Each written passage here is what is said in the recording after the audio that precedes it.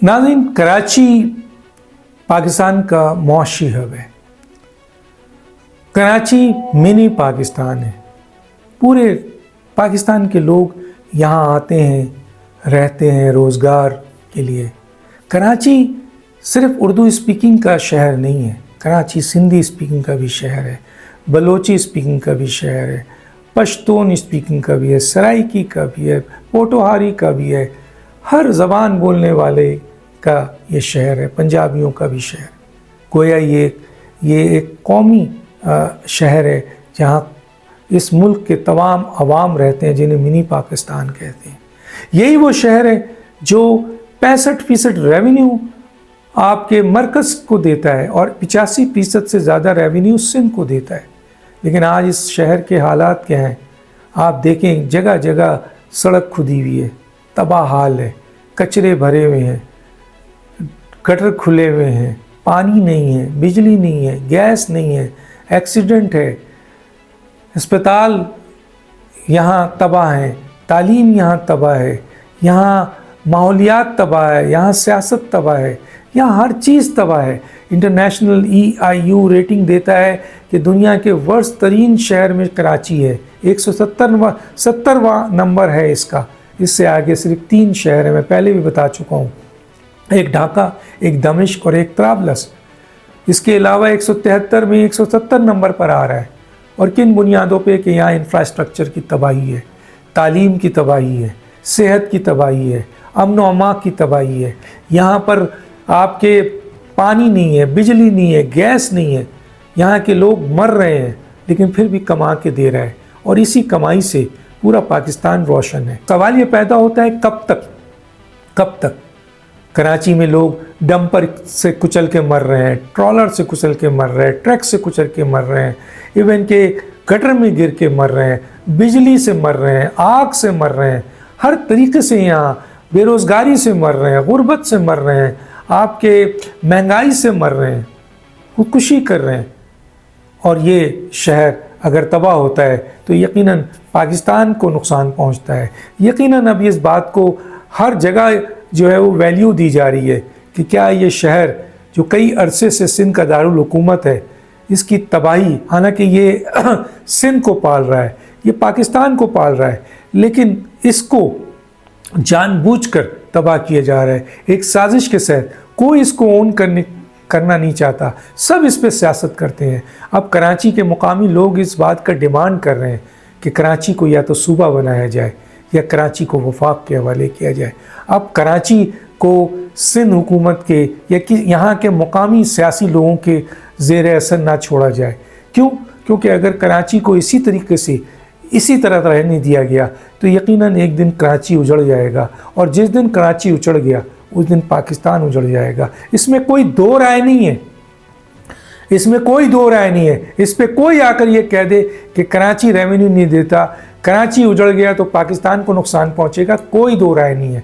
तो कराची को बचाएगा कौन? अब कराची को बचाने के लिए कराची के अवाम में एक लहर आई है। हर तरफ ये बात डिमांड की जा रही है, चाहे वो ताजिर हो, चाहे वो बिजनेसमैन हो, चाहे वो यहाँ का मुकामी बाशिंदा हो, चाहे नौजवान हो, चाहे कोई भी ज़बान बोलने वाला हो, वो अब कराची को ये चाहता है कि वो इस मौजूदा सूबाई हुकूमत से निकाला जाए उसको, और मरकज़ को दिया जाए, ताकि मरकज़ उसको बराह रास्त फ़ंड दे, मरकज़ बराह रास्त इसकी टेक केयर करे, मरकज़ बराह रास्त इस्लामाबाद की तरह इसको भी अहमियत दे। और दुनिया में 2 दारुल हुकूमत होते हैं, एक एडमिनिस्ट्रेटिव होता है, एक फाइनेंशियल होता है। तो कराची क्योंकि मुआशी हब है तो इसको भी आप फाइनेंशियल, इसका रास्ता मिल चुका है और इसकी प्रपोजल चाह चुकी है कि या तो कराची को अब सूबा बनाया जाए या कराची को आप वफाक के हवाले करें। आज आप कराची के अवाम में रेफरेंडम करा लें, आज आप रेफरेंडम करा लें, आपको पता चल जाएगा 95% लोग जो हैं वो कराची को या तो सूबा बनाने की बात करेंगे और कराची को या तो फिर वो वफाक के हवाले देने को बात करेंगे। और इनमें मुकामी लोग होंगे, सिर्फ उर्दू स्पीकिंग नहीं, हर ज़बान बोलने वाला کراچی کا آج یہ کہتا ہے کہ کراچی ہمارا اجاڑا جا رہا ہے، کراچی ہمارا، کیونکہ انہی لوگوں کے جو کراچی میں مقیم ہیں، کراچی سے ہی ان کے روزگار ہے، اور اس روزگار کی بنیاد پہ پورے پاکستان میں پھیلے ہوئے ان کے خاندان کی کفالت یہاں سے ہوتی ہے، تو وہ کیسے چاہیں گے کہ کراچی، لیکن کراچی کو سازش کے تحت تباہ کیا جا رہا ہے۔ اب جو ہماری اطلاعات ہے وہ یہ ہے کہ پروپوزل تیار ہو چکا ہے، کراچی کو ایک صوبہ بنانے کی بات کی جا رہی ہے، اور اس صوبہ بنانے میں کوئی ہرڈل قبول نہیں کی جائے گی، اور کوئی ہرڈل ڈالے گا تو اس کو سختی سے نمٹا جائے گا۔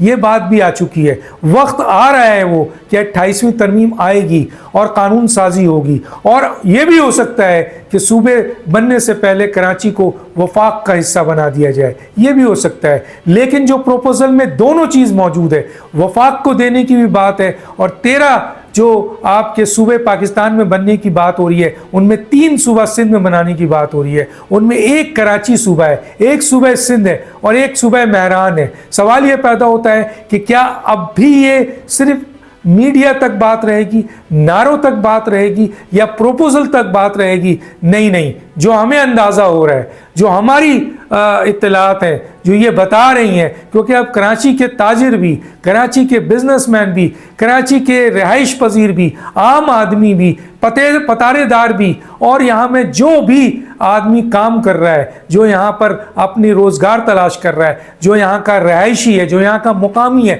سب کا ایک نعرہ ہے کہ یا تو کراچی کو صوبہ بناؤ یا کراچی کو وفاق کے حوالے کرو۔ تو گویا اب یہ بات سامنے آ رہی ہے، اور اگر کسی کو اعتراض ہے تو ریفرنڈم کرائے، یا آئین میں بھی درج ہے، جب صوبوں کی بات کی جاتی ہے تو کہا جاتا ہے کہ جو آئین میں وہ کریں، یعنی صوبہ سندھ میں اسمبلی میں جا کے وہاں سے پرمیشن لیں، جو مل نہیں سکتی۔ تو گویا یہ کیا جا رہا ہے کہ جناب 28ویں ترمیم میں یہ اختیار پارلیمنٹ کو دیا جائے، مرکز کو دیا جائے۔ دوسری طرف آئین کا ایک سیکشن 148 149 تو ہے، اور اس کے تحت مرکز کو یہ اختیار ہے کہ وہ کراچی کو ایک وفاق کے حوالے لے جائے جب وہ یہ دیکھے کہ یہاں تباہی ہو رہی ہے۔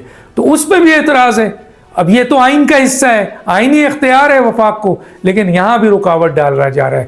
لیکن ہمیں جو اطلاعات ہے، اور وہ اطلاعات یہ ہے کہ کراچی یا تو اب صوبہ بنے گا یا کراچی وفاق کے حوالے ہوگا۔ ڈاکٹر دانش کو یاد دیجیے۔ اللہ حافظ۔